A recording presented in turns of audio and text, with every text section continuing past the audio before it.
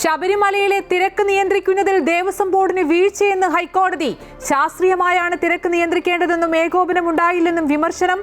Spot booking ദിവസം 5000 മാത്രമാക്കി കോടതിയുടെ ആശങ്ക മാനിക്കുന്നുവെന്ന് ദേവസ്വം പ്രസിഡന്റ്. സർക്കാർ കുഴപ്പത്തിലാക്കിയെന്നും UDF സംഘം ശബരിമല സന്ദർശിക്കുമെന്നും പ്രതിപക്ഷ നേതാവ്. നടന്നത് മനുഷ്യാവകാശ ലംഘനമെന്ന് BJP.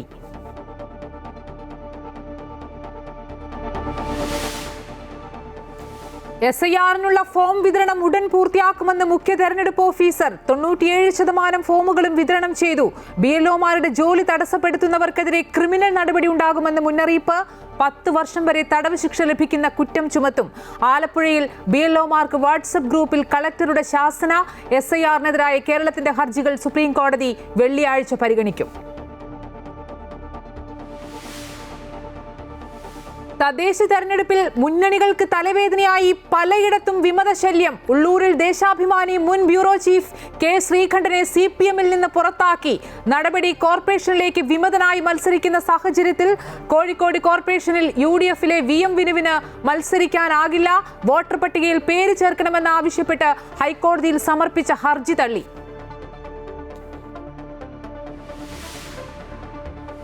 ബീഹാറിൽ പുതിയ സർക്കാരിന്റെ സത്യപ്രതിജ്ഞ നാളെ. ആഭ്യന്തര വകുപ്പിനും സ്പീക്കർ സ്ഥാനത്തിനും അവകാശവാദം ഉന്നയിച്ച് BJP-യും JDU-വും. അമിത്ഷായുടെ സാന്നിധ്യത്തിൽ പാട്നയിൽ NDA-യുടെ നിയമസഭാ കക്ഷി യോഗം. പ്രധാനമന്ത്രി കോയമ്പത്തൂരിൽ. തമിഴ്നാട്ടിൽ ബീഹാർ ആവർത്തിക്കുമെന്ന് നരേന്ദ്രമോദി.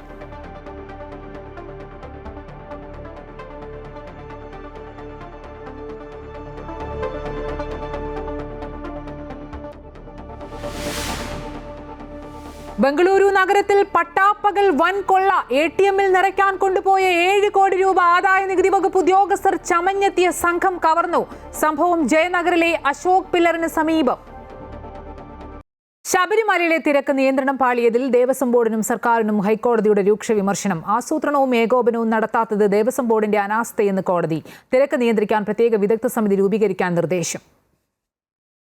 ശബരിമലയിലെ അനിയന്ത്രിത തിരക്കിൽ അതിരൂക്ഷ വിമർശനമാണ് സർക്കാരിനും തിരുവിതാംകൂർ ദേവസ്വം ബോർഡിനുമെതിരെ ഹൈക്കോടതി നടത്തിയത്. കോടതി വ്യക്തമായ നിർദ്ദേശവും മുന്നറിയിപ്പുകളും നൽകിയിട്ടും ദേവസ്വം ബോർഡ് അത് ഗൗരവമായി എടുത്തില്ലെന്ന് കോടതി വിലയിരുത്തി. 6 മാസം മുൻപ് തന്നെ ശബരിമലയിൽ മുന്നൊരുക്കവും ആസൂത്രണവും നടത്തേണ്ടിയിരുന്നതല്ലേ എന്നാണ് കോടതിയുടെ ചോദ്യം.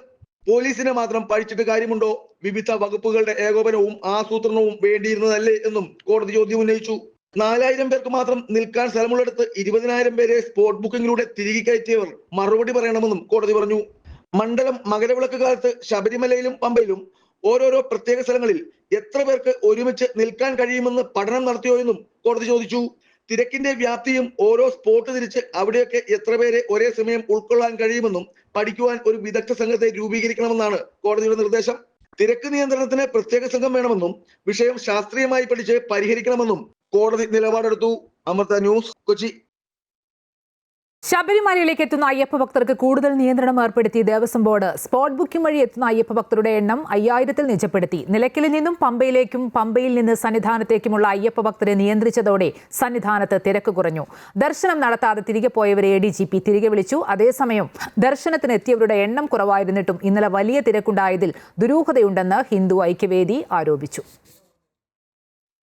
നിലയ്ക്കൽ, പമ്പ എന്നിവിടങ്ങളിൽ നിന്നും അയ്യപ്പ ഭക്തരെ നിയന്ത്രിച്ച് ശബരിമലയിലേക്ക് കയറ്റിവിട്ടതോടെയാണ് സന്നിധാനത്ത് അയ്യപ്പ ഭക്തരുടെ തിരക്ക് കുറഞ്ഞത്. അതേസമയം മണിക്കൂറുകൾ നിന്നാണ് ഇപ്പോഴും അയ്യപ്പ ഭക്തർ സന്നിധാനത്തേക്ക് എത്തുന്നത്. നിലയ്ക്കലും പമ്പയും കൂടാതെ ശബരിപീഠം, മടക്കൂട്ടം എന്നിവിടങ്ങളിലും നിയന്ത്രണ വിധേയമായാണ് അയ്യപ്പ ഭക്തരെ കടത്തിവിടുന്നത്. പമ്പയിൽ വന്നിട്ട് 2.5 മണി കഴിഞ്ഞ് ഇങ്ങോട്ട് കടത്തിവിടാൻ ബ്ലോക്കായി. പലയിടത്തും നിയന്ത്രണമുണ്ട്. യാതൊരു ഇതുമില്ല. ഒരു പോലീസുകാർക്ക് യാതൊരു ഇതും. ഞങ്ങൾ കുട്ടികളെ വെച്ച് ചെയ്തിട്ട് ഞങ്ങളിപ്പോൾ 2 കുട്ടികളെ തനിയെ ഇങ്ങോട്ട് പറഞ്ഞേച്ചാണ്. വല്ലാത്തൊരവസ്ഥയാണ്. Yesterday morning 10 AM, today morning 10 AM, 24 hours over crowd this year. ഇന്നലെ തിരക്ക് മൂലം തിരികെ പോയ അയ്യപ്പ ഭക്തരെ Sabarimala chief officer ADGP S. Sreejith തിരികെ വിളിച്ചു. ഇവിടെ വന്ന് ദർശനം കിട്ടാതെ ആരും വെർച്വൽ ക്യൂ പാസ് എടുത്തവർ പോകാൻ പാടില്ല എന്നുള്ള നിർബന്ധ ബുദ്ധി പോലീസിനുണ്ട്. ഞങ്ങൾ പൂർണ്ണമായും പാലിച്ചിരിക്കും. അയ്യപ്പ ഭക്തരുടെ എണ്ണം കുറവായിരുന്നിട്ടും വലിയ തിക്കും തിരക്കുമുണ്ടായ സാഹചര്യം ദുരൂഹമാണെന്ന് ഹിന്ദു ഐക്യവേദി ആരോപിച്ചു. തീർത്ഥാടനം അലങ്കോലപ്പെടുത്താൻ ബോധപൂർവമായ ശ്രമം നടന്നതായി സംശയിക്കുന്നതായും ഇത് സംബന്ധിച്ച് അന്വേഷണം നടത്തണമെന്നും ഹിന്ദു ഐക്യവേദി സംസ്ഥാന വർക്കിംഗ് പ്രസിഡന്റ് വത്സൻ തില്ലങ്കരി ആവശ്യപ്പെട്ടു. പക്ഷേ ആ അവകാശവാദങ്ങളെല്ലാം തീർത്തും പൊള്ളയാണ് എന്ന് വ്യക്തമാക്കുന്ന രീതിയിലുള്ള കടുത്ത അലംഭാവമാണ് ഇവിടെ നമ്മൾ കണ്ടുകൊണ്ടിരിക്കുന്നത്. ഈ 10-55,000 ആളുകൾ മാത്രം പടികേറിയിട്ട് എന്തുകൊണ്ടാണ് ഇത്രയും വലിയൊരു തിരക്ക്, ഇത്രയും മണിക്കൂറുകൾ അവർക്ക് നിൽക്കേണ്ടി വന്നത് എന്നുള്ളത് ദുരൂഹമാണ്. ശബരിമലയിലെ തിരക്കു നിയന്ത്രിക്കുന്നത് അടക്കമുള്ള കാര്യങ്ങൾക്കായി NDRFന്റെ ആദ്യ സംഘം ശബരിമലയിൽ എത്തി. തൃശൂരിൽ നിന്നുള്ള സംഘമാണ് ശബരിമലയിലേക്ക് എത്തിയത്. ചെന്നൈയിൽ നിന്നുള്ള സംഘവും ഉടൻ ശബരിമലയിൽ എത്തും. CRPF അടക്കമുള്ള കേന്ദ്രസേനയും ശബരിമലയിൽ നേരത്തെ സുരക്ഷയ്ക്കായി നിയോഗിക്കുമായിരുന്നുവെങ്കിലും ഇവർ സന്നിധാനത്തേക്ക് എത്തിയിട്ടില്ല. അമൃത ന്യൂസ്, സന്നിധാനം. ശബരിമലയിൽ കഴിഞ്ഞ ദിവസമുണ്ടായ തിരക്ക് ഇനി ആവർത്തിക്കില്ലെന്ന് Thiruvithamkoor Devaswom board president K. Jayakumar. തിരക്ക് നിയന്ത്രിക്കുന്നതിനായുള്ള ഏകോപനത്തിൽ ചെറിയ പ്രശ്നമുണ്ടാകുകയായിരുന്നു. പമ്പയിലും നിലയ്ക്കലും നിയന്ത്രണം കൊണ്ടുവരുമെന്നും അദ്ദേഹം പറഞ്ഞു. ബുക്ക് ചെയ്ത ദിവസങ്ങളിൽ മാത്രം ഭക്തർ ശബരിമലയിലേക്ക് വരണം. മുൻ ബോർഡിന് വീഴ്ച പറ്റിയെന്ന് താൻ പറഞ്ഞിട്ടില്ലെന്നും ചില തീരുമാനങ്ങൾ പ്രായോഗിക തലത്തിൽ വന്നില്ലെന്നും K. ജയകുമാർ വ്യക്തമാക്കി.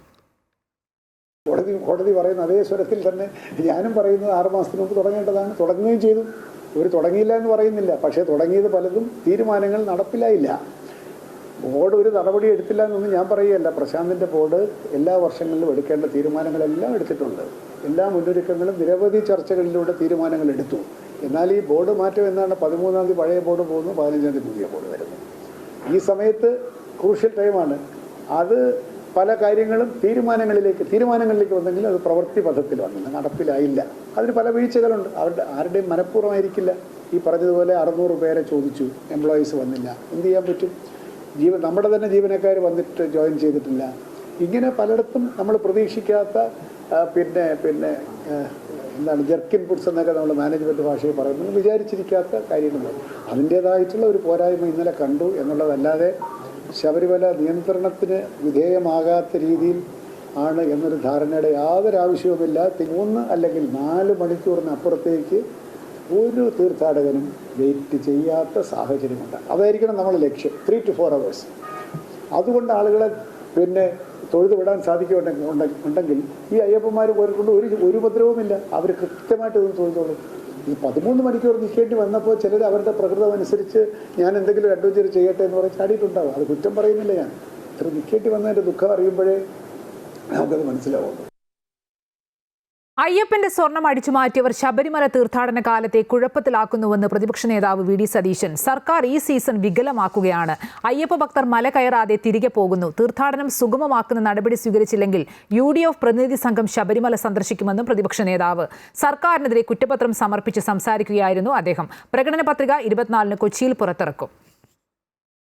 അപ്പൊ ആഗോള അയ്യപ്പ സംഗമം നടത്തി കാപട്യം കാണിച്ച ആളുകൾ തന്നെ സ്വർണ്ണക്കൊള്ള നടത്തുകയും ഈ സീസൺ മുഴുവൻ കുഴപ്പത്തിലാക്കുകയും ചെയ്തു. ഞങ്ങൾ ഗൗരവത്തോടുകൂടി ആലോചിക്കുകയാണ്. ഇത് നിയന്ത്രിക്കാനുള്ള നടപടികൾ ഗവൺമെന്റ് അടിയന്തരമായി സ്വീകരിച്ചില്ലെങ്കിൽ UDFന്റെ ഒരു പ്രതിനിധി സംഘം ശബരിമല സന്ദർശിക്കും. ദേവസ്വം ബോർഡിന്റെ ഇപ്പോഴത്തെ പ്രസിഡന്റ് അദ്ദേഹം 4 ദിവസമായിട്ട് വന്നിട്ട് അദ്ദേഹം പറയുകയാണ് ഭയാനകമായ സ്ഥിതിയാണ്, ഇതിനു മുൻപ് ഒരു തയ്യാറെടുപ്പ് നടത്തിയിട്ടില്ല എന്നാണ്. അതിന് ദേവസ്വം മന്ത്രി പറഞ്ഞത് എന്താ? തെരഞ്ഞെടുപ്പുമായി ബന്ധപ്പെട്ട നടപടിക്രമം വന്നത് എന്നാ തെരഞ്ഞെടുപ്പ് പ്രഖ്യാപിച്ചത്?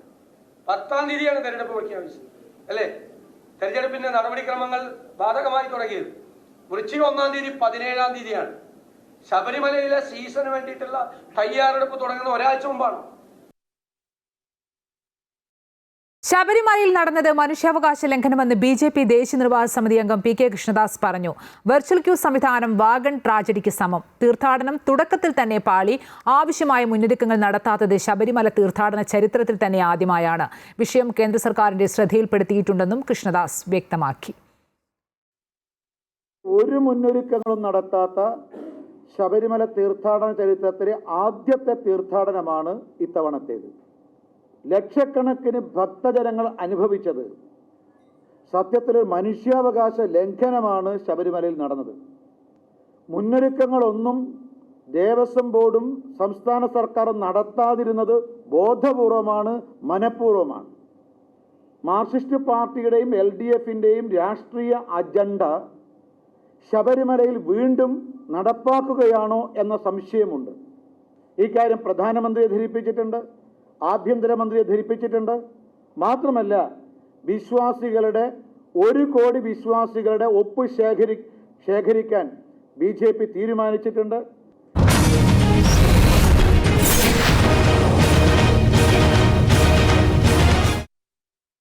കേരളത്തിലെ തീവ്ര വോട്ടർ പട്ടിക പരിഷ്കരണ നടപടികൾ തൽക്കാലം മാറ്റിവെക്കണമെന്നാവശ്യപ്പെട്ട് സംസ്ഥാന സർക്കാർ നൽകിയ ഹർജി സുപ്രീം കോടതി വെള്ളിയാഴ്ച പരിഗണിക്കും. ചീഫ് ജസ്റ്റിസ് അധ്യക്ഷനായ ബെഞ്ചാണ് ഹർജി വെള്ളിയാഴ്ച പരിഗണിക്കാമെന്ന് വ്യക്തമാക്കിയത്. CPM, കോൺഗ്രസ്, മുസ്ലിം ലീഗ് തുടങ്ങിയ രാഷ്ട്രീയ പാർട്ടികൾ നൽകിയ ഹർജിയും അന്നേ ദിവസം പരിഗണിക്കും. തദ്ദേശ തെരഞ്ഞെടുപ്പ് നടപടികൾ പുരോഗമിക്കുന്നതിനാൽ SIR നടപടികൾ താൽക്കാലികമായി നിർത്തിവെക്കണമെന്നാണ് സംസ്ഥാന സർക്കാരിന്റെ ആവശ്യം. ചീഫ് സെക്രട്ടറിയാണ് SIRുമായി ബന്ധപ്പെട്ട് സംസ്ഥാന സർക്കാരിനു വേണ്ടി സുപ്രീം കോടതിയിൽ ഹർജി നൽകിയിട്ടുള്ളത്. സംസ്ഥാന സർക്കാരിനായി അഭിഭാഷകൻ CK ശശിയാണ് SIR ഹർജികൾ ചീഫ് ജസ്റ്റിസിന് മുൻപാകെ ഉന്നയിച്ചത്. മുസ്ലിം ലീഗിനു വേണ്ടി രാജ്യസഭാ MPയും അഭിഭാഷകനുമായ ഹാരിസ് ബീരാനും ഇതേ ആവശ്യം ഉന്നയിച്ചു. ആവശ്യം പരിഗണിച്ച ചീഫ് ജസ്റ്റിസ് അധ്യക്ഷനായ ബെഞ്ച് ഹർജികൾ ഒന്നിച്ച് വെള്ളിയാഴ്ച പരിഗണിക്കും ന്ന് വ്യക്തമാക്കി. നമ്മളിപ്പോൾ അടിയന്തരമായിട്ട് ഇത് പരിഗണിക്കാനുള്ള ആവശ്യം തന്നെ ഉന്നയിച്ചതെന്ന് പറഞ്ഞു കഴിഞ്ഞാൽ ഇത് സ്റ്റേ ചെയ്യണമെന്ന് ഉള്ള ആവശ്യം കൊണ്ട് തന്നെയാണ്. ഇതുമായിട്ട് മുന്നോട്ട് പോകാൻ പാടില്ല, ഇന്ന കാരണങ്ങൾ കൊണ്ട് മുന്നോട്ട് പോകാൻ പാടില്ല എന്നുള്ള ആവശ്യം തന്നെയാണ് ഉന്നയിച്ചിരിക്കുന്നത്. ലീഗിന്റെ ഹർജിയെ സംബന്ധിച്ച് SIRന്റെ ഭരണഘടനാ സാധുത തന്നെ നമ്മൾ ചോദ്യം ചെയ്തിട്ടുണ്ട്.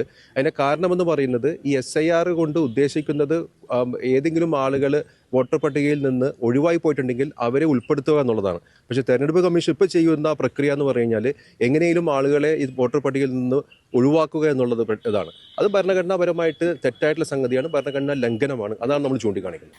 സംസ്ഥാന സർക്കാരിനും ലീഗിനും പുറമെ CPM, കോൺഗ്രസ് എന്നീ പാർട്ടികളും സുപ്രീം കോടതിയെ സമീപിച്ചിട്ടുണ്ട്. CPMന് വേണ്ടി സംസ്ഥാന സെക്രട്ടറി MV ഗോവിന്ദൻ, മുസ്ലിം ലീഗിനു വേണ്ടി അഖിലേന്ത്യാ ജനറൽ സെക്രട്ടറി PK കുഞ്ഞാലിക്കുട്ടി, കോൺഗ്രസിനായി KPCC അധ്യക്ഷൻ സണ്ണി ജോസഫ് എന്നിവരാണ് ഹർജി നൽകിയത്. SIR ഭരണഘടനാ വിരുദ്ധമാണെന്നാണ് CPM ഹർജിയിൽ വ്യക്തമാക്കിയത്. തദ്ദേശ സ്വയംഭരണ തെരഞ്ഞെടുപ്പ് നടക്കുന്നതിനാൽ നിലവിലെ SIR നടപടികൾ സ്റ്റേ ചെയ്യണമെന്നും CPM ഹർജിയിൽ ആവശ്യപ്പെട്ടിട്ടുണ്ട്. അമൃത ന്യൂസ്, ന്യൂഡൽഹി. ആലപ്പുഴയിൽ BLOമാർക്ക് കടുത്ത സമ്മർദ്ദം. ജില്ലാ കളക്ടർ നേരിട്ട് വിളിച്ച് ശാസിച്ചു. വാട്സപ്പ് ഗ്രൂപ്പിലും കളക്ടറുടെ പരസ്യശാസന. BLOമാർ ചടങ്ങിന് വേണ്ടി പണിയെടുക്കുന്നുണ്ടെന്ന് കളക്ടർ അലക്സ് വർഗീസിന്റെ ശബ്ദ സന്ദേശം അമൃത വാർത്തകൾക്ക് ലഭിച്ചു. ഫീൽഡിൽ നേരിട്ടിറങ്ങി നടപടിയെടുക്കുമെന്നും കളക്ടറുടെ ഭീഷണി. സമ്മർദ്ദത്തിലാക്കരുതെന്ന് വാട്സപ്പ് ഗ്രൂപ്പിൽ അഭ്യർത്ഥിച്ച BLOമാർ തിരിച്ചു പോകുന്നൊരവസ്ഥയാണ് ഇപ്പോൾ ഞാൻ മനസ്സിലാക്കിയത്. ഇപ്പോഴും അവൾക്കൊന്നും യാതൊരു സീരിയസും ഇല്ല. നിർബന്ധമായിട്ട് അത് മാത്രമല്ല, ഇന്നിപ്പോൾ ഇന്നലെയായിട്ട് ജോയിൻ ചെയ്ത പലർക്കും അവർ നെറ്റ് എനേബിൾ ചെയ്ത് കൊടുത്തിട്ടില്ല. അവർ അത് പറഞ്ഞുകൊണ്ടിരിക്കുകയാണ്. ഫോംസ് പലതും ഈ പഴയ ആൾക്കാർ ഹാൻഡ് ഓവർ ചെയ്തിട്ടില്ല. ഇന്ന് ഇപ്പോൾ പ്രത്യേകിച്ച് ശ്രദ്ധിക്കേണ്ട കാര്യം AEROമാർ നിർബന്ധമായിട്ട് ശ്രദ്ധിക്കേണ്ട കാര്യം, ഈ ഫോമുകൾ റീപ്ലേസ് ചെയ്ത ആൾക്കാർ കൃത്യമായിട്ട് ഫോമുകൾ തിരിച്ചു കൊടുക്കണമെന്ന് ഉറപ്പുവരുത്തണം. ഒന്ന്, ഇവരുടെയൊക്കെ ഇത് ഈ നെറ്റ് എനേബിൾ ചെയ്ത് കൊടുക്കണം. പലരും പറയുന്നതാണ്, വിളിച്ചു ചോദിക്കുമ്പോൾ ഇന്നിപ്പം കായംകുളത്ത് 69ാമത്തെ ബൂത്ത് ചോദിച്ചപ്പോൾ അയാൾക്ക് ഇതുവരെ നെറ്റ് എനേബിൾ ചെയ്ത് കൊടുത്തിട്ടില്ല. ഇതാണ് അവസ്ഥ. അപ്പോൾ അത് ഈ AEROമാരും EROമാരും ഇത് കൃത്യമായിട്ട് മോണിറ്റർ ചെയ്യണം. നാളെ നിർബന്ധമായിട്ട് എനിക്കൊരു ആവറേജ് 180-200 ബൂത്തുകളാണുള്ളത്. നാളെ നിർബന്ധമായിട്ടൊരു 30 ബൂത്തുകളിൽ നിങ്ങളെ ഓരോരുത്തരും നിർബന്ധമായിട്ട് വിസിറ്റ് ചെയ്യണം. അതായത് യാതൊരു ദാക്ഷിണ്യം വേണ്ട. പലരും ഇത് വളരെ ഉപേക്ഷ എടുത്തേക്കുന്നത്. നാളെ മിക്കവാറും ഞാൻ വിളിച്ചപ്പോൾ ഞാനത് ഡെപ്യൂട്ടി സന്ദീപിനോട് റെക്കമെൻഡ് ചെയ്യും, സഞ്ജയനോട് നടപടിയാക്കണമെന്ന്. അല്ലെങ്കിൽ ഈ വിഷയം തീരുമില്ല. ആരും ഇത് സീരിയസ് ആയിട്ട് എടുക്കുന്നില്ല. ഇത് മേളിൽ കിടന്ന് ഒരു വിധ വിപ്ലവം കാണിക്കുന്നതല്ല, താഴോട്ടൊന്നും ആരും ഒരാളും ഫീൽഡിൽ പോകുന്നില്ല. ഞാൻ നാളെ ഫീൽഡിലുണ്ട്. നാളെ നിർബന്ധമായിട്ട് എനിക്ക് അപ്ഡേറ്റ് കിട്ടിയിരിക്കണം. AEROമാരെ അല്ല സൂപ്പർവൈസർമാരെ വെച്ചിട്ട് മീറ്റിംഗ് എടുക്കണം. ഒരു സൂപ്പർവൈസർക്ക് യാതൊരു താല്പര്യം ഇല്ലാത്തതും ആർക്കോ വേണ്ടി വന്ന ചടങ്ങിന് വേണ്ടി നിൽക്കുന്നവരെയാണ്. ഇതുവരെ ഫോം സോർട്ട് ഔട്ട് ചെയ്തിട്ടില്ല. അത് ആലോചിച്ച് നോക്കേ. ഇത്രയും ദിവസമായിട്ട് കഴിഞ്ഞ ഒരാഴ്ചയായിട്ട് ഫോം സോർട്ട് ഔട്ട് ചെയ്തിട്ടില്ല. നമ്മൾ ചെല്ലുമ്പോൾ സാറേ ഇന്ന് ഇതൂടെ കൊടുത്തിട്ട് ഞങ്ങളങ്ങ് പോകുക, നാളെ ഫോം സോർട്ട് ഔട്ട് ചെയ്തിട്ടാണെന്ന് പറയുന്നത്. എന്താണിത്? തീരെ മോശമായി പോയത്. ആലപ്പുഴ ജില്ല വളരെ ഏറ്റവും മോശമായി പോകുന്നത് ഈ രീതിക്ക് മുന്നോട്ട് പോകണമെങ്കിൽ. നിർബന്ധമായിട്ട് AEROമാരും സബ് കളക്ടർ ഉൾപ്പെടെ, സബ് കളക്ടർ, RDO, അതോടൊപ്പം തന്നെ ഈ നമ്മുടെ ഡെപ്യൂട്ടി കളക്ടർമാർ ഉൾപ്പെടെ എല്ലാവരും ശ്രദ്ധിക്കേണ്ട വിഷയം. തിരുവനന്തപുരം നഗരസഭയിൽ വിമത സ്ഥാനാർത്ഥിയായ K. ശ്രീകണ്ഠനെ CPM പുറത്താക്കി. ഉള്ളൂർ ലോക്കൽ കമ്മിറ്റി അംഗമാണ് K. ശ്രീകണ്ഠൻ. ഉള്ളൂരിൽ സ്വതന്ത്ര സ്ഥാനാർത്ഥിയായി മത്സരിക്കുകയാണ്. കടകംപള്ളി സുരേന്ദ്രനെതിരെ അദ്ദേഹം രൂക്ഷ വിമർശനമുയർത്തിയിരുന്നു. ദേശാഭിമാനി തിരുവനന്തപുരം മുൻ ബ്യൂറോ ചീഫാണ്. പാർട്ടി സീറ്റ് നിഷേധിച്ചതിനെ തുടർന്നായിരുന്നു ശ്രീകണ്ഠൻ വിമതനായി മത്സരിക്കാൻ തീരുമാനിച്ചത്. SIR-നുള്ള ഫോം വിതരണം 97% പൂർത്തിയാക്കിയെന്ന് മുഖ്യ തെരഞ്ഞെടുപ്പ് ഓഫീസർ രത്തൻ ഖേൽക്കർ. 5 ലക്ഷത്തിലധികം ഫോം ഡിജിറ്റലൈസ് ചെയ്തുവെന്നും രത്തൻ ഖേൽക്കർ അറിയിച്ചു. ഇടുക്കിയിലും മലപ്പുറത്തും അടക്കം BLOമാരുടെ പ്രവർത്തനങ്ങൾ തടസ്സപ്പെടുത്താൻ ശ്രമം നടക്കുന്നുണ്ടെന്നും ഇപ്രകാരം തടസ്സപ്പെടുത്തുന്നവർക്ക് 10 വർഷം വരെ തടവ് ശിക്ഷ ലഭിക്കുമെന്നും അദ്ദേഹം കൂട്ടിച്ചേർത്തു. 4-ാം തീയതിക്കുള്ളിൽ എല്ലാ കാര്യങ്ങളും പൂർത്തിയാക്കണം. അതിന് കുറച്ച് ദിവസം മുൻപെങ്കിലും നമ്മൾ പൂർത്തിയാക്കുവാണെങ്കിൽ ആരെങ്കിലും വിട്ടുപോയിട്ടുണ്ടെങ്കിൽ അങ്ങനെയുള്ള ആൾക്കാരെ നമ്മൾ സഹായിക്കാൻ പറ്റും. സോ അങ്ങനെയാണ് നമ്മൾ മുമ്പോട്ട് പോകുന്നത്. ബൂത്ത് ലെവൽ ഓഫീസർ എന്ന് പറയുന്ന ഒരു ഉദ്യോഗസ്ഥൻ ആസ് ലോങ് ആസ് ഇലക്ഷൻ കമ്മീഷനുടെ ജോലി ചെയ്യുവാണെങ്കിൽ that person will be considered as the public servant four work of election commission of India. നമ്മൾ CEO എങ്ങനെയാണോ അതുപോലെ തന്നെയാണ് BLO. അവർക്ക് അത്ര ഇമ്പോർട്ടൻ്റ് ആയിട്ടുള്ള പ്രോമിനൻ്റ് ആയിട്ടുള്ള ഒരു സ്ഥാനമുണ്ട് എന്നുള്ളത് എല്ലാവരും അറിയണം. അവരുടെ ജോലി ആരെങ്കിലും തടസ്സപ്പെടുത്തുവാണെങ്കിൽ അവരുടെ എതിരെ സ്ട്രിക്റ്റ് ആയിട്ടുള്ള ക്രിമിനൽ ആക്ഷൻ എടുക്കാൻ വേണ്ടിയിട്ടുള്ള നിർദ്ദേശം നമ്മൾ ഓൾറെഡി ജില്ലാ കളക്ടർമാർക്ക് കൊടുത്തിട്ടുണ്ട്. മിസ്ഇൻഫർമേഷൻസ് BLOമാർക്ക് തടസ്സപ്പെടുത്തുന്ന വിധത്തിൽ ഏതെങ്കിലും വിധത്തിലുള്ള സൈബർ അറ്റാക്സ്. തൃശൂരിൽ UDF സ്ഥാനാർത്ഥിയുടെ ഓഫീസിന് നേരെ ആക്രമണം. UDF സ്ഥാനാർത്ഥി ബൈജു വർഗീസിന്റെ ഓഫീസിന് നേരെയാണ് ആക്രമണമുണ്ടായത്. ഇന്നലെ രാത്രിയായിരുന്നു സംഭവം. തൃശൂർ കിഴക്കേക്കോട്ടയിലെ UDF ഓഫീസാണ് അജ്ഞാതർ ആക്രമിച്ചത്.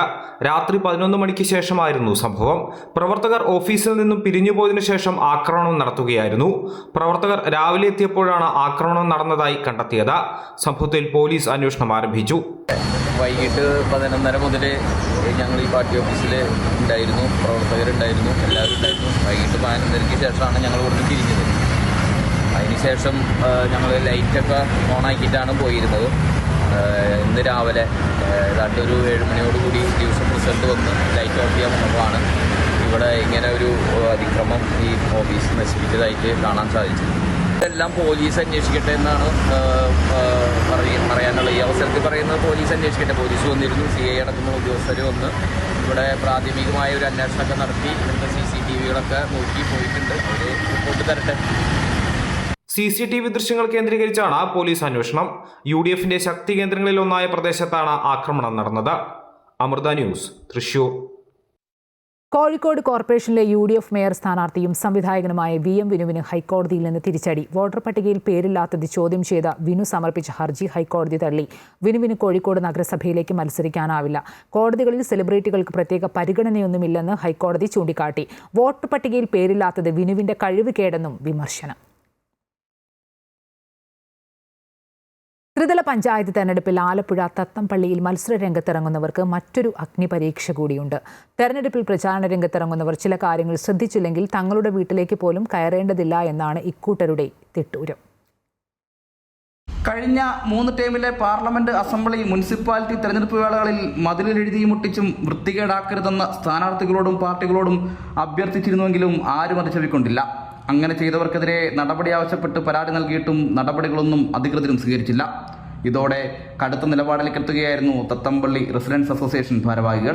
നമ്മൾ ഈ പ്രാവശ്യം ഒരു ശക്തമായ തീരുമാനം എടുത്തേക്കും. ഒരു മധുര പ്രതികാരം ചെയ്യാനായിട്ട് ഉദ്ദേശിക്കുന്നത് ഇങ്ങനെ ഇതിനെയൊക്കെ ധിക്കരിക്കുന്ന ആൾക്കാർ വോട്ട് ചോദിച്ച് വീട്ടിലേക്ക് വരുമ്പോഴത്തേക്ക് നമ്മുടെ വീട്ടിലേക്ക് പ്രവേശിപ്പിക്കാതിരിക്കുക, അവരെ തിരിച്ചയക്കുക എന്ന് അറിയിക്കാൻ നമ്മൾ ഈ അവസരം വിനിയോഗിക്കുകയാണ്. കഴിഞ്ഞ തവണ ഒരു സ്ഥാനാർത്ഥി മാത്രമാണ് പരിസരം വൃത്തികേടാക്കരുതെന്ന TRAയുടെ ആവശ്യം സ്വീകരിച്ചത്. അടുത്ത മാസം നടക്കുന്ന ആലപ്പുഴ മുനിസിപ്പൽ ഇലക്ഷന് മതിലിൽ ഒട്ടിച്ചതിനും എഴുതിയതിനു ശേഷം വരുന്ന സ്ഥാനാർത്ഥികൾ ഏതു രാഷ്ട്രീയ പാർട്ടി ആയാലും TRA പ്രദേശമടങ്ങുന്ന ജില്ലാ കോടതി തത്തംപള്ളി വാർഡുകളിലെ വീടുകളിൽ വോട്ട് തേടി എത്തേണ്ടതില്ലെന്ന സൂചനയാണ് ഇവർ നൽകിയിരിക്കുന്നത്. ഈ റെസിഡൻസ് അസോസിയേഷന് കീഴിൽ 74 കുടുംബങ്ങളാണുള്ളത്. ഇവിടേക്കൊന്നും ഇക്കൂട്ടർക്ക് പ്രവേശനമുണ്ടാകില്ല. ഇതിനെല്ലാം പുറമെ പ്രദേശത്ത് പൊതുപ്രവർത്തന പരിചയമില്ലാത്തവർ, സാധാരണ നിയമങ്ങളെയും ചട്ടങ്ങളെയും കുറിച്ച് ധാരണയില്ലാത്തവർ, പല പ്രാവശ്യം സ്ഥാനാർത്ഥിയായവരും വിജയിച്ചവരും, പൊതുകാര്യം എന്ത് ചെയ്തിട്ടുണ്ടെന്ന പട്ടിക പ്രസിദ്ധീകരിക്കാത്തവർ, ജയിച്ചാൽ പഠിക്കട്ടെ നോക്കട്ടെ എന്ന് പറഞ്ഞ് സമയം കളയാനിടയുള്ളവർ, ജയിച്ച അന്ന് തുടങ്ങി പ്രവർത്തന നിരതരാകാൻ താല്പര്യമില്ലാത്തവർ, പിരിവ് തേടിയെത്തുന്നവർ, വോട്ടേഴ്സ് ലിസ്റ്റിൽ പേരുണ്ടോ എന്ന് പോലും മുൻകൂട്ടി തിരക്കാത്തവർ, അങ്ങനെ തത്തംപള്ളിക്കാരുടെ ലിസ്റ്റിൽ ഉൾപ്പെടുവാൻ സാധ്യതയുള്ളവർ നിരവധിയാണ്. ജയമോ പരാജയമോ ജനവിധി എന്ത് തന്നെയായാലും തിരഞ്ഞെടുപ്പെന്ന പരീക്ഷ കടക്കും മുൻപ് തത്തംപള്ളിയിലെ ഈ അഗ്നിപരീക്ഷ കൂടി കടക്കണം. എത്ര തലമുതിർന്ന നേതാക്കളായാലും. ആദർശനൊപ്പം അജയ്നാഥ്, അമൃത ന്യൂസ്, ആലപ്പുഴ. വോട്ടവകാശമില്ലാത്തവരെയും വോട്ടർ പട്ടികയിൽ കൃത്യമായ മേൽവിലാസം ചേർക്കാത്തവരെയും സ്ഥാനാർത്ഥികളായി പ്രഖ്യാപിക്കുന്നത് കോൺഗ്രസിന്റെ രാഷ്ട്രീയ തന്ത്രമെന്ന് മന്ത്രി വി ശിവൻകുട്ടി. നിയമത്തിന്റെ വഴിക്ക് നീങ്ങുമ്പോൾ ഇരവാദമുയർത്തുന്നു. ഒരു തെരഞ്ഞെടുപ്പിൽ മത്സരിക്കുമ്പോൾ ആദ്യം നോക്കേണ്ടത് വോട്ടേഴ്സ് ലിസ്റ്റിൽ പേരുണ്ടോ എന്ന കാര്യമാണെന്നും അദ്ദേഹം പറഞ്ഞു. ഞങ്ങൾ CPI ടാർഗറ്റ് ചെയ്യേണ്ട കാര്യമുണ്ടെന്ന് ഞാനും നിങ്ങളും വോട്ടേഴ്സ് ലിസ്റ്റിലെ പേര് ചേർക്കേണ്ട കടമ നമ്മുടെ കടമയപ്പെട്ടത്. ഞങ്ങളെല്ലാം നോമിനേഷൻ കൊടുക്കുന്നതിന് മുമ്പ് ആദ്യം നോക്കുന്നത് വോട്ടേഴ്സ് ലിസ്റ്റിലെ പേരുണ്ടാകുന്ന. ഞാൻ പഞ്ചായത്ത് മത്സരിച്ചിട്ടുണ്ട്, കോർപ്പറേഷൻ മത്സരിച്ചിട്ടുണ്ട്, അസംബ്ലി മത്സരിച്ചിട്ടുണ്ട്. 3 പ്രാവശ്യം ആദ്യം നോക്കുന്നത് വോട്ടേഴ്സ് ലിസ്റ്റിലെ പേരുണ്ടാകുന്നുള്ളത്. വോട്ടേഴ്സ് ലിസ്റ്റിലെ പേരില്ല ഇല്ലാതെ നോമിനേഷൻ കൊടുക്കാൻ വേണ്ടി പറ്റില്ലല്ലോ. അതിന് വേറെ ആരെങ്കിലും കുറ്റം പറഞ്ഞിട്ട് കാര്യം എന്താ? അല്ല, അതൊന്നും CPMൻ്റെ ആഫീസിലല്ലോ ചെയ്തിട്ടുള്ളത്. ഇലക്ഷൻ കമ്മീഷൻ നടപടി സ്വീകരിച്ചിട്ടുണ്ടെങ്കിൽ നിയമാനുസരണമായിരിക്കും. നിയമാനുസരണം അല്ലെങ്കിൽ അവർ അതിനെതിരായിട്ട് നടപടി സ്വീകരിക്കണം. വോട്ടേഴ്സ് ലിസ്റ്റിൽ ചേർക്കേണ്ട ചുമതലയൊന്നും CPMൻ്റെ ജില്ലാ സെക്രട്ടറിക്കോ അല്ലെങ്കിൽ അവിടുത്തെ ഏരിയ കമ്മിറ്റി സെക്രട്ടറിക്കോ ഇല്ല. അതെല്ലാം പിന്നെ വോട്ടർമാരുടെ ജോലിയിൽപ്പെട്ട കാര്യമാണ്. ഇപ്പോൾ എൻ്റെ വീട്ടിൽ പുതിയ പരിഷ്കാരത്തിൻ്റെ അടിസ്ഥാനത്തിൽ 3 ഫാറം കൊണ്ടുവച്ചിട്ടുണ്ട്. ഞാൻ പൂരിപ്പിച്ച് കൊടുക്കുകയും പിന്നെ ഫോട്ടോ അടക്കം കൊടുക്കേണ്ട ചുമതല എൻ്റെ ചുമതല. കൊടുത്തില്ലെങ്കിൽ എൻ്റെ പേര് വോട്ടർ ലിസ്റ്റിൽ ഉണ്ടാവില്ല. അത്ര തന്നെ. പിന്നെ അത് ഞാൻ കോൺഗ്രസ്സുകാരാണ് വെട്ടിക്കളഞ്ഞതിന് പറഞ്ഞിട്ട് കാര്യമില്ല. ഹിമാലയം മണ്ടത്തരം കാണിച്ചിട്ട് സഹതാപതരംഗത്തിന് വേണ്ടി പോയി കഴിഞ്ഞാൽ ആരെങ്കിലും വിശ്വസിക്കാൻ വേണ്ടി പോകും. വോട്ടേഴ്സ് ലിസ്റ്റിൽ പേര് ചേർക്കുന്നതിന് പേരുണ്ടാവണം, മത്സരിക്കുന്നതിന് വേണ്ടിയുള്ള സാമാന്യം പിന്നെ പേരും പോലും മനസ്സിലാക്കാത്ത ഒരാളാണ് സ്ഥാനാർത്ഥിയാണെന്ന് പറഞ്ഞാൽ ആളുകൾക്ക് പിന്നെ അതിനെ സംബന്ധിച്ചിടത്തോളം പിന്നെ ഒന്നും എതിർപ്പാറ്റ് മാത്രമേ തോന്നാൻ കാര്യം സാധ്യമാണ്. കൊടുവള്ളിയിലെ LDF സ്വതന്ത്ര സ്ഥാനാർത്ഥി കാരാട്ട് ഫൈസലിന്റെ സ്ഥാനാർത്ഥിത്വവുമായി ബന്ധപ്പെട്ട ചോദ്യങ്ങളിൽ നിന്ന് ഒഴിഞ്ഞുമാറി CPM കോഴിക്കോട് ജില്ലാ സെക്രട്ടറി M മെഹബൂബ്. കൊടുവള്ളിയിൽ ഇത്തവണ അത്ഭുതം സംഭവിക്കുമെന്ന് മെഹബൂബ് അനുയോജ്യരായ സ്ഥാനാർത്ഥിയെയാണ് നിർത്തിയതെന്നും അദ്ദേഹം കൂട്ടിച്ചേർത്തു. കൊടുവള്ളി നഗരസഭയിൽ എല്ലാ സ്ഥാനാർത്ഥികളും അതിനനുസൃതമായിട്ടുള്ള സ്ഥാനാർത്ഥികളെയാണ് ഞങ്ങൾ നിർത്തിയത്. എന്ന് പറഞ്ഞാൽ കാരാട്ട് ഫൈസലല്ല, കൊടുവള്ളിയിൽ നിങ്ങൾ കാണേണ്ടത്, നിങ്ങൾ 13-ാം തീയതി അത്ഭുതകരമായി നിങ്ങളുടെ ക്യാമറ തിരിച്ചു വിടേണ്ടി വരും. കാരണം കൊടുവള്ളി ഇടതുപക്ഷ ജനാധിപത്യ മുന്നണി ജയിക്കും. അവിടെ കൊടുവള്ളി മുനിസിപ്പാലിറ്റി ഭരിക്കാൻ പോകുന്നത് ഇടതുപക്ഷ ജനാധിപത്യ മുന്നണിയാണ്. അതിൻ്റെ ഭാഗമായിട്ടുള്ള പ്രതികരണങ്ങൾ ഒരു നിലപാട് മാറ്റമില്ല. ഞങ്ങൾ അന്നുള്ള നിലപാട് തന്നെ ഞങ്ങൾക്ക് ഇപ്പോഴും നിലപാട്. തമിഴ്നാട്ടിലും ബീഹാർ കാറ്റ് വീശുമെന്ന് പ്രധാനമന്ത്രി നരേന്ദ്രമോദി. കോയമ്പത്തൂരിൽ ജൈവ കാർഷിക ഉച്ചകോടി ഉദ്ഘാടനം ചെയ്യുകയായിരുന്നു അദ്ദേഹം. തമിഴ്നാട്ടിലെ പരമ്പരാഗത കാർഷിക രീതി ഏറെ പ്രിയപ്പെട്ടതാണെന്നും ഉന്നത വിദ്യാഭ്യാസം നേടിയവർ പോലും കൃഷിയിലേക്ക് ഇറങ്ങുന്നതിൽ സന്തോഷമെന്നും അദ്ദേഹം പറഞ്ഞു. ഓർഗാനിക് ഫാമിംഗ് സംബന്ധിച്ച കൂടുതൽ ചർച്ചകൾ നടക്കണം, മൾട്ടിപ്പിൾ ഫാമിംഗ് രീതി കൂടുതൽ കാര്യക്ഷമമാക്കണമെന്നും അദ്ദേഹം പറഞ്ഞു. കർഷകരുമായി അദ്ദേഹം സംവദിച്ചു. 10 കർഷകരെ ചടങ്ങിൽ ആദരിക്കുകയും ചെയ്തു. 9 കോടി കർഷകർക്കുള്ള 18,000 കോടി രൂപയും പ്രധാനമന്ത്രി വിതരണം ചെയ്തു. 3 ദിവസത്തെ കാർഷിക ഉച്ചകോടി നവംബർ 21-ന് അവസാനിക്കും. अगर मैं आज इस कार्यक्रम में न आया होता तो मैंने मेरी जिंदगी में बहुत कुछ गंवाया होता और आज मैंने यहां आकर के बहुत कुछ सीखा है. मैं अब मन से तमिलनाडु के किसानों की जो हिम्मत है, परिवर्तन को स्वीकार करने की उनकी जो ताकत है, उसको 100 सलाम करता हूं. நண்பர்களே, இயற்கை விவசாயம் என்பது விசேஷமான ஒன்று. இது என் இதயத்துக்கு மிகவும் நெருக்கமானது. நான் தமிழ்நாட்டின் அனைத்து வேளாண் குடிமக்களுக்கும் நண்பர்களுக்கும் தென்னிந்திய இயற்கை விவசாய மாநாட்டின் பொருட்டு என் மனம் கனிந்த நல்வாழ்த்துக்களை தெரிவித்துக் கொள்கிறேன். அடுத்ததாக, இங்கே மேடைக்கு வருவதற்கு முன்பாக நான் அங்கே காட்சிப்படுத்தப்பட்டிருக்கும் பல்வேறு அரங்குகளை சென்று பார்த்தேன்.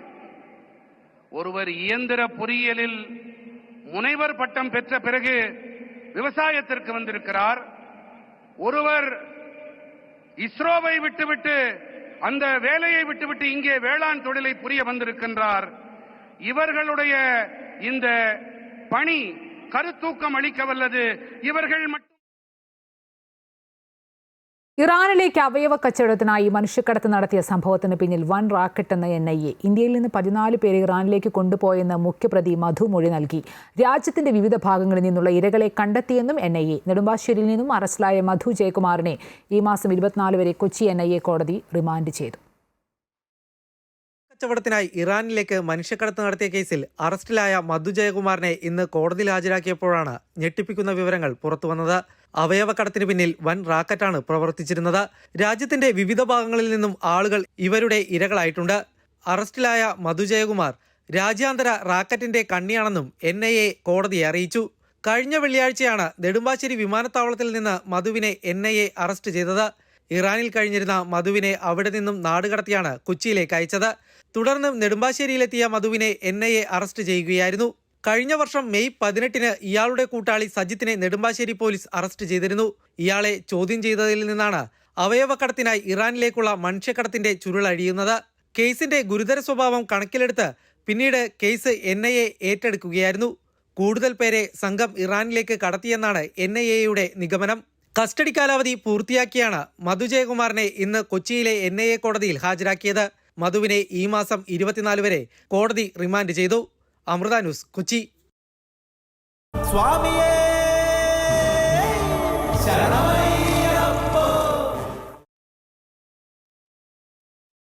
ശബരിമല സന്നിധാനത്ത് ദീപാരാധനയ്ക്കുള്ള സമയമാണ്. സന്നിധാനത്തുള്ള തത്സമയ ദൃശ്യങ്ങളാണ് കാണുന്നത്.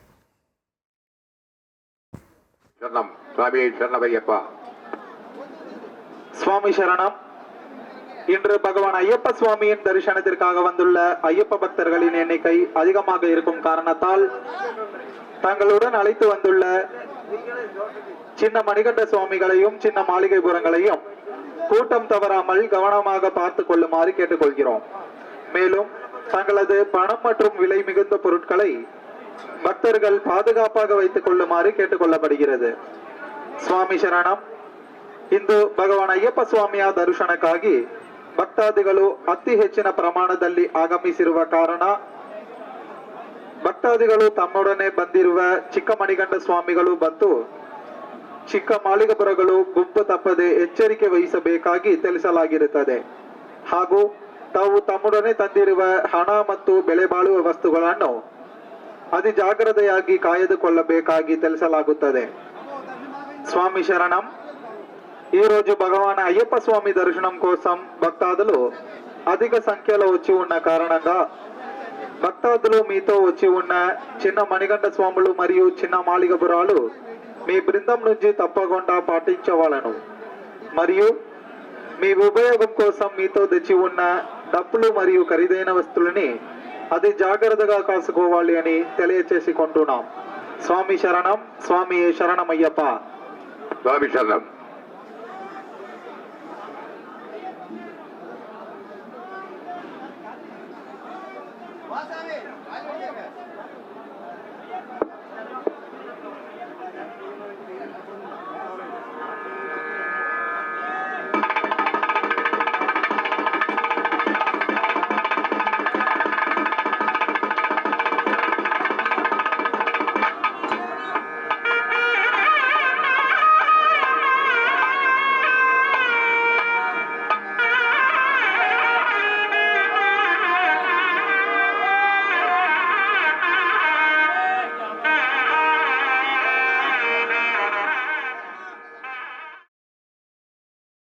സന്നിധാനത്ത് ദീപാരാധനയ്ക്കുള്ള സമയമാണ്. വലിയ ഭക്തജന തിരക്ക് അനുഭവപ്പെടുന്നുണ്ട്.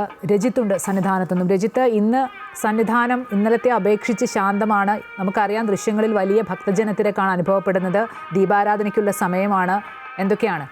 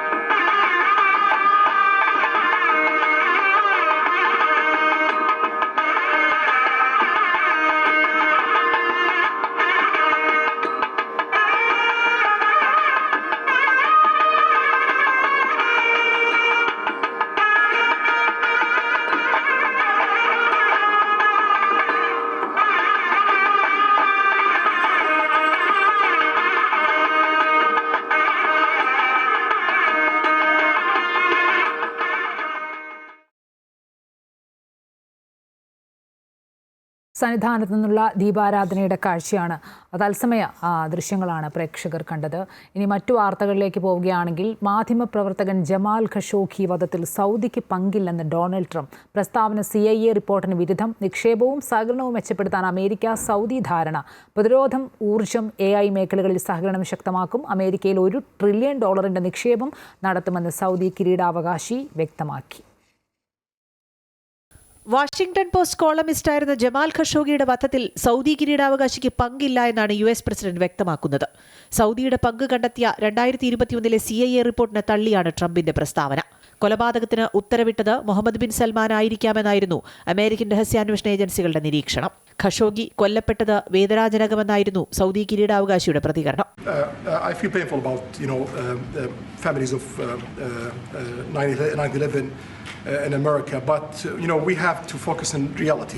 ഇതുമായി ബന്ധപ്പെട്ട ചോദ്യമുയർത്തിയത് തന്റെ സന്ദർശകനെ അപമാനിക്കാൻ വേണ്ടി മാത്രമാണെന്ന് പറഞ്ഞ ട്രംപ് മാധ്യമപ്രവർത്തകരോട് ദേഷ്യപ്പെട്ടു. Who are you with? And the same to you, Mr. President. Now, who are you with? I'm with ABC News, sir. You're with who? ABC News, sir. Fake news. ABC fake news. You're a terrible person and a terrible reporter. As far as the Epstein files I have nothing to do with Jeffrey Epstein. I threw him out of my club many years ago because I thought he was a sick pervert. But I think the way you ask a question with the anger and the meanness is terrible. You ought to go back and learn how to be a reporter. No more questions from you. 7 വർഷത്തിനു ശേഷം white ഹൌസിലെത്തിയ Saudi കിരീടാവകാശിക്ക് രാജകീയ സ്വീകരണമാണ് Trump നൽകിയത്. സൈനിക guard of owner, പീരങ്കി salute, US യുദ്ധവിമാനങ്ങളുടെ ആകാശ പ്രകടനം എന്നിവയോടെയാണ് Muhammad bin സൽമാന് വരവേൽപ്പ് നൽകിയത്. പ്രതിരോധം, ഊർജ്ജം, ആർട്ടിഫിഷ്യൽ ഇന്റലിജൻസ് തുടങ്ങിയ മേഖലകളിൽ സഹകരണം ശക്തിപ്പെടുത്താൻ ഇരു രാജ്യങ്ങളും ധാരണയിലായി. സൗദിയുടെ US-ലെ നിക്ഷേപം $1 ട്രില്യൺ ഉയർത്തുമെന്ന് മുഹമ്മദ് ബിൻ സൽമാൻ പറഞ്ഞു. Today and tomorrow we're going to announce that we are going to increase that $600 billion to almost $1 trillion of investment, real investment and real opportunity by details in many areas. America സൗദിക്ക് അത്യാധുനിക F-35 വിമാനങ്ങൾ നൽകും. മധ്യപൂർവ്വ ദേശത്ത് ഇസ്രായേലാണ് F-35 യുദ്ധവിമാനം കൈവശമുള്ള ഏക രാജ്യം. News desk Amrita TV. 2026 football ലോകകപ്പിന് യോഗ്യത നേടുന്ന ഏറ്റവും ചെറിയ രാജ്യമായി ക്യൂറസാവോ. ജമൈക്കയെ സമനിലയിൽ തളച്ചതോടെയാണ് ക്യൂറസോയ്ക്ക് ലോകകപ്പ് യോഗ്യത ലഭിച്ചത്. മത്സരം ഗോൾ രഹിത സമനിലയിലാണ് അവസാനിച്ചത്. ഗ്രൂപ്പ് ബിയിൽ ഒന്നാമതായ ക്യൂറസാവോയ്ക്ക് 6 മത്സരങ്ങളിൽ നിന്ന് 12 പോയിന്റാണുള്ളത്. പനാമയും ഹെയ്ത്തിയും ലോകകപ്പ് യോഗ്യത നേടിയിട്ടുണ്ട്. 1974 ശേഷം ആദ്യമായാണ് ഹെയ്ത്തി ലോകകപ്പിന് യോഗ്യത നേടുന്നത്.